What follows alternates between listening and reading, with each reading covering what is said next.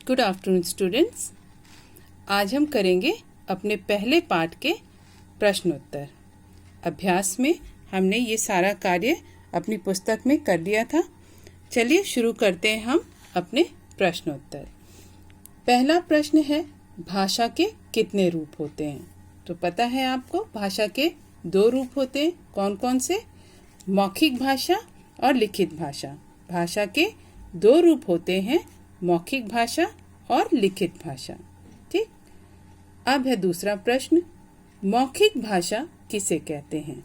मौखिक भाषा में जब हम अपने मन के भाव या विचार दूसरों को बोलकर बताते हैं और दूसरे उसे सुनकर समझते हैं तो उसे क्या कहते हैं? मौखिक भाषा। तो आप लिखेंगे, भाषा का वह रूप जिसमें बोलकर अपने विचार प्रकट किए जाते हैं और दूसरों के विचार सुनकर समझे जाते हैं, उसे मौखिक भाषा कहते हैं। क्या लिखेंगे? भाषा का वह रूप जिसमें बोलकर अपने विचार प्रकट किए जाते हैं और दूसरों के विचार सुनकर समझे जाते हैं, उसे मौखिक भाषा कहते हैं। ठीक। अब देखिए अगला प्रश्न, लिखित भाषा किसे कहते हैं? लिखित भाषा में जब मन के भाव और विचार लिखकर प्रकट किए जाते हैं और दूसरे उन्हें पढ़कर समझते हैं तो उसे क्या कहते हैं? लिखित भाषा कहते हैं। उसे लिखित भाषा कहते हैं। ठीक। अब अगला प्रश्न देखिए, हिंदी दिवस कब मनाया जाता है? आपको पता है हिंदी दिवस 14 सितंबर को मनाया जाता है। क्यों मनाया जाता है? क्योंकि इस दिन हिंदी को हमारी राजभाषा घोषित किया गया था। 14 सितंबर सन 1949 में हमारी हिंदी भाषा को राजभाषा घोषित किया गया। ठीक। चलिए अब दूसरा प्रश्न करते हैं इधर।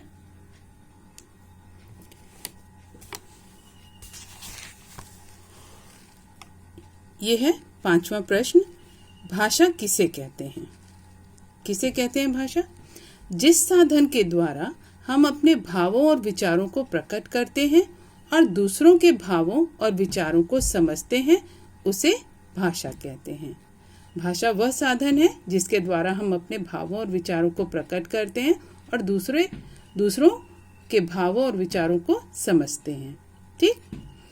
अब है अगला प्रश्न, लिपि किसे कहते हैं?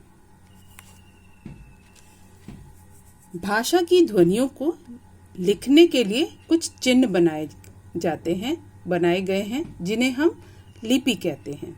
उन चिन्हों को लिपि कहते हैं। तो आप उत्तर लिखेंगे, वर्णों या अक्षरों को लिखने के ढंग को लिपि कहते हैं। वर्णों या अक्षरों के लिखने के ढंग को लिपि कहते हैं। अब अगला प्रश्न, भाषा के कितने रूप होते हैं? हमने अभी पढ़ा था भाषा के 2 रूप होते हैं। कौन कौन से? मौखिक भाषा और लिखित भाषा।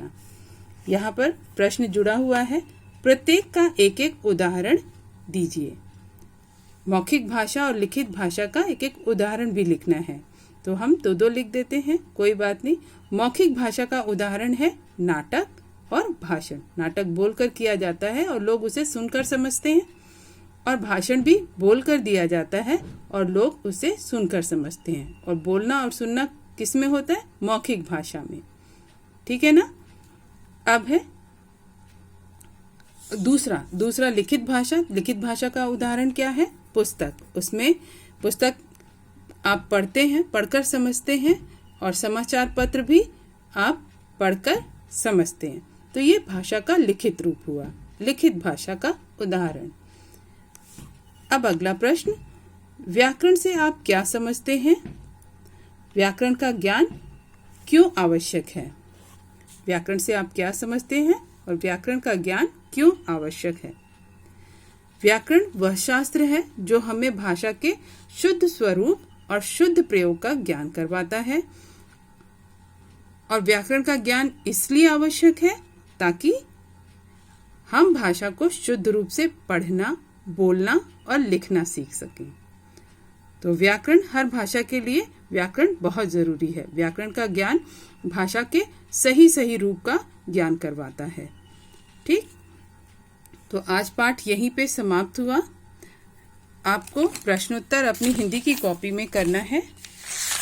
व्याकरण के लिए कोई दूसरी कॉपी नहीं बनाएंगे, हिंदी कॉपी में ही करेंगे।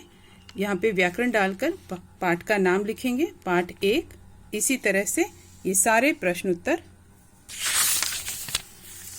इस तरह से आप अपनी कॉपी में करेंगे, ठीक है। और पाठ से संबंधित जो ये अभ्यास कार्य है, इसे आप अपनी व्याकरण की बुक में ही करेंगे, ठीक है। अगली वीडियो में हम अगले पाठ को पढ़ेंगे।